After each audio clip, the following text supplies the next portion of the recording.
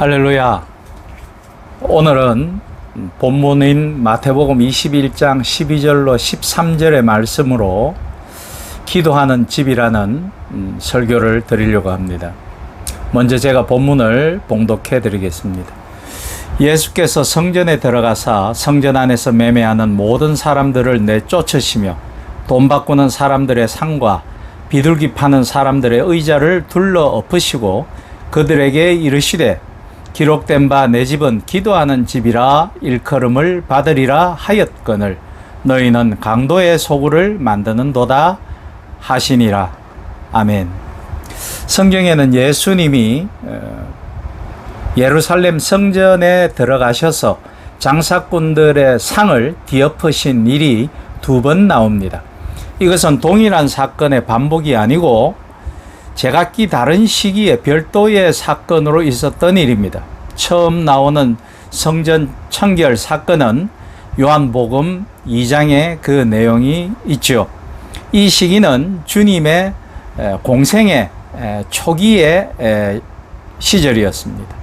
이때에도 6월절에 성전에 들어가셔서 주님께서 돈을 바꾸고 짐승을 파는 무리들을 채찍으로 내쫓으시고 돈 바꾸는 상을 뒤엎으셨습니다. 그리고 예수님은 그의 공생애를 거의 마무리 지으시는 시기에 다시 한번 성전에 들어가셔서 동일한 방법으로 성전을 청결, 즉 정화하시는 모습을 보이십니다. 이때에도 6월절이었지만 이 6월절은 그가 하나님께 어린 양으로 바쳐지는 마지막 지상에서의 6월절이 되는 시기였습니다. 예수님은 분노하시는 어조로 성전을 가리켜 내 집은 기도하는 집이라 하셨고 아버지의 집 또는 내 집이라는 말로 표현하시는 것을 우리는 알 수 있습니다. 예루살렘에 있었던 예수님 당시의 성전은 예루살렘의 3번째로 세워진 성전으로 헤롯에 의하여 세워진 성전입니다. 성전구역은 약 3만 평 정도 되는데 이방인의 뜰에는 상인들의 판매대가 있었습니다. 그가 무엇을 팔고 교환하고 사고 하는 그런 곳이 있었다라는 것이죠. 여기서 제물로 쓸 양과 소가 매매되었는데 율법은 제물이 흠없는 양이나 염소여야 할 것을 밝히고 있었으므로 대제사장의 친척들이 경영하는 이 매대, 즉 시장이라 해도 되고요. 그 매대에서 판매대에서 사는 것이 안전하였습니다. 이곳에서 산 것은 합격품으로 인정되었기 때문에 갈릴리 등 디아스포라 되어서 이미 여러 군데로 흩어진 유대인들이 이 성전으로 올라올 때 이 순례자들이 긴 여행을 하며 양이나 소를 가져오기가 참 어려웠겠죠. 또 그 중에는 너무 가난해서 양이나 소를 드릴 수 없는 사람들은 비둘기를 대신하도록 하였기 때문에 이 매매가 매일 활발하게 성전의 한 곳에서 시장처럼 그런 장터가 열렸던 것입니다. 이렇게 성전에서 매매하는 자들은 제사장과 결탁한 세력들이 많았고 친척들이 많았으며 성전 예배를 돕는다는 구실로 그들은 온갖 비리를 자행하였습니다. 돈을 바꾸는 자들 역시 수입이 아주 좋았죠. 이스라엘의 모든 성인이 된 남자는 반세겔의 성전세를 해마다 매년 납부해야 했는데 이 세금은 이스라엘의 지중해 북쪽에 있는 두로 지역에서 주조된 은화, 왜냐하면 이 두로 지역에서 나오는 은화가 은의 함량이 가장 좋았다고 합니다. 그래서 이 두로 지역에서 나온 은화로만 성전세를 받았다고 합니다. 유대인들이 일상에서 쓰는 화폐는 헬라나 로마 화폐였기 때문에 대부분의 사람들이 돈을 바꾸어야 했으며 제사장들은 돈을 바꾸어 주는 수수료를 15% 정도 그 화폐 교환 상인들에게 허락하였고, 또 그 화폐 교환 상인들은 제사장들에게 일정 부분의 수수료를 바쳐야 함은 물론이었겠죠.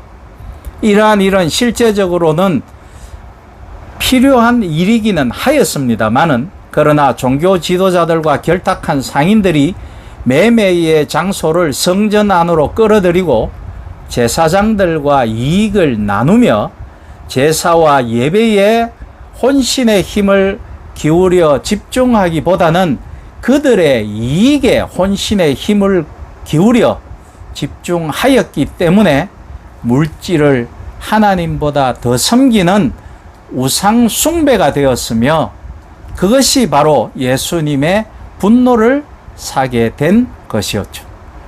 예수님께서 성전을 정하시는 일은 신적인 정의의 분노에서 나온 것이었습니다. 예수님이 몸소 행하신 성전 정화는 모든 성도들이 본받아야 할 그리스도인의 의무입니다. 오늘의 시대에도 하나님의 영광에는 관심이 없고 주의 이름과 복음을 도용하여 교인과 교회를 이용하여 또는 예배까지도 이용하여 인간적인 욕심과 욕망을 채우려는 자들이 분명 많습니다. 이들은 예수님의 분노의 책망을 결코 피할 수 없을 것입니다. 그들이 내세우는 어떠한 논리적이고 인간적인 이유도 하나님 앞에서는 공의롭다 인정받지 못할 것임이 자명합니다. 인간의 눈은 비록 속일 수 있을지 몰라도 하나님은 속일 수 없을 것이니까 말이죠.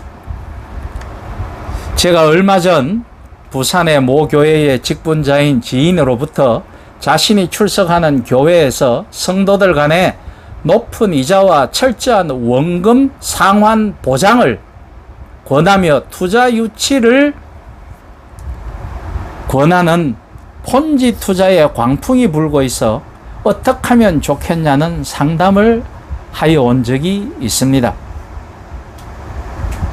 폰지 투자란 투자 사기 수법의 하나로 실제 아무런 이윤이 창출되지 않지만 투자자들을 끌어모아 그 투자자들이 투자한 돈을 이용해 돌려막기 식으로 투자자들에게 수익을 주고 신뢰를 쌓은 후 종국에는 큰 돈을 투자해 만들고서는 그 돈을 다 가지고 잠적하는 사기 방식을 말하죠. 그 교회의 어떤 집사님은 하나님으로부터 좋은 사업이라는 기도의 응답을 들었으며 이 사업의 성공과 그로 인해 자기들이 출석하는 교회의 부흥에 일조하기 위해 새벽에 따로이 모여 금식 기도까지 한다고 하였습니다. 그러나 성경은 우리에게 분명히 말씀하고 있습니다.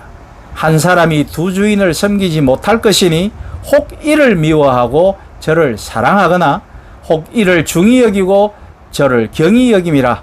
너희가 하나님과 재물을 겸하여 섬기지 못하느니라고 마태복음 6장 20절은 분명히 말씀하고 있습니다. 다단계 판매나 피라미드의 맹점은 그 상품 순환 방식에 이미 답이 숨겨져 있습니다. 다단계나 피라미드 방식은 시장에서 공개적으로 이루어지는 상품 경쟁에서 벗어나 판매원과 소비자 사이의 인적 관계를 중심으로 비공개적으로 이루어집니다. 이것은 상품의 공급과 수요가 시장에서의 가격 메커니즘이라는 질서 가운데서 가격 균형을 이루어야 한다는 이 시장 원리의 정면으로 배치됩니다. 이렇게 되면 소비자는 상품의 질과 다양성을 보장받을 수 없을 뿐더러 상품의 가격이 적정한지 판단할 수 없겠죠. 소위 경제학에서 이야기하는 레몬 마켓이라는 정보의 비대칭이 일어납니다. 우리가 레몬을 몰랐을 때를 상상해 보십시오. 레몬은 노란색으로 아주 먹음직스럽게 생겼습니다. 레몬의 맛을 모르는 사람은 그 레몬이 먹음직스러워서 금방 깨물 것입니다. 그러나 깨물어 보면 이 세상에서 레몬만큼 신 음식도 없겠죠. 그래서 레몬을 파는 사람만이 그 레몬이 시는 것을 안다라는 것입니다. 그것이 나는 정보를 알고 있고 사는 사람은 정보를 모르는 상태. 이것이 정보의 비대칭 시장이라고 이야기합니다. 흔히 우리 주변의 중고 자동차 시장을 바로 이런 레몬 마켓이라고도 합니다. 그래서 이 사업이 망하는지 아니하는지 다단계나 피라미드의 맨 위의 구성원들은 그 사실을 알고 있고 또 그들만이 큰 이익을 누리고 그로 인한 수많은 피해자들을 만들며 지역 경제나 나라 경제에 큰 피해를 끼치는 것입니다. 다단계 판매나 폰지 투자 등을 통해 교회의 인적 네트워크를 구축할 수 있고 전도하며 부흥할 수 있다고 생각하는 목회자들이나 신자들이 있다면 그들은 예수 그리스도의 말씀에서 대척점에 서는 매우 잘못된 선택을 했음을 깨달아야 합니다. 교회에서 가장 중요한 것은 믿는 자들이 예수 그리스도를 통한 진정한 만남과 사랑을 나누고 그를 통해 서로를 섬기는 일입니다. 그것은 다단계 판매나 투자와 같은 상품 거래와 금전 관계를 통해 이익을 만드는 일과는 아무런 상관이 없는 것입니다. 교회에서의 모든 다단계 네트워크 마케팅, 가상화폐, 주식, 부동산, 사업 투자 권유 등은 분명히 그것 자체로도 큰 죄이거니와 큰 죄로 이어질 가능성이 매우 높습니다. 이미 경량각지의 많은 교회에서 다단계 판매나 피라미드 판매 등으로 분열되고 그리하여 교회가 폐쇄되는 일들이 얼마나 많이 있었습니까? 교회 내 다단계 상품 판매 및 투자 권유의 문제는 교회 내 금전거래 상행위의 문제 이상으로 범위를 넓혀가며 목회자와 중직자, 교인들이 금전관계로 엮이면 이는 기필코 법정 다툼으로 이어지게 되고 그러면 그것은 이미 교회가 아니라 신앙과 예수님과 아무런 상관이 없는 탐욕의 집이 되는 것입니다. 그런 교회는 금전 분쟁이 분명히 자주 일어나며 무리와 당을 지어 서로를 대적하며 분을 내고 저주를 퍼부어 결국 그리스도의 품으로부터 서로가 떠나게 되어 있습니다. 그것은 이단보다 더한 사탄의 일인 것이죠. 이 시대의 중요한 신학적 아젠다를 제시해온 하비 콕스의 신이 된 시장이라는 책이 있습니다. 그는 여기에서 우리 시대가 지닌 문제의 근원인 시장을 다루었습니다. 저자가 말하듯 이 책은 현대 자본주의와 시장 경제를 비판한 캐톨릭의 프란치스코 교황의 복음의 기쁨이라는 문서의 자극을 받아 썼다고 합니다. 프란치스코는 현대의 고삐 풀린 소비주의와 배제와 불평등의 경제를 신랄하게 비판하고 신격화된 시장과 시장의 절대적 자율성을 옹호하는 갖가지 이데올로기에 교회가 주목해야 한다고 말함으로써 현대 자본주의의 문제에 대해 현대 자본주의가 교회에 끼치는 영향에 대해 직면하라고 말합니다. 하비 콕스는 이 책을 통해 오늘 시장은 하나의 신이 되었으며 이것을 우리가 인식해야만, 즉 크리스찬들이 인식해야 하는 것이야말로 우리 시대의 가장 중요하고도 근본적인 문제를 포착하는 것이라고 말합니다. 신이 된 시장은 한마디로 오늘의 시장이 단지 시장이 아니라 유사 종교로 기능하고 있으며 오늘의 시장은 시장 자체가 하나님 노릇을 하는 하나의 우상이라고 말합니다. 유다서 1장 18절로 19절에 이르기를 그들이 너희에게 말하기를 마치 마지막 때에 자기의 경건하지 않은 정욕대로 행하며 조롱하는 자들이 있으리라 하였나니 이 사람들은 분열을 일으키는 자며 육에 속한 자며 성령이 없는 자니라 라고 분명히 경고하고 있음을 잊지 말아야 합니다. 교회는 우리의 욕망을 드러내는 것이 아닙니다. 예수 그리스도를 통해서 우리의 욕망을 성취하려고 하는 것은 분명히 큰 죄입니다. 디모데전서 6장 10절은 또 이렇게 지적하고 있습니다.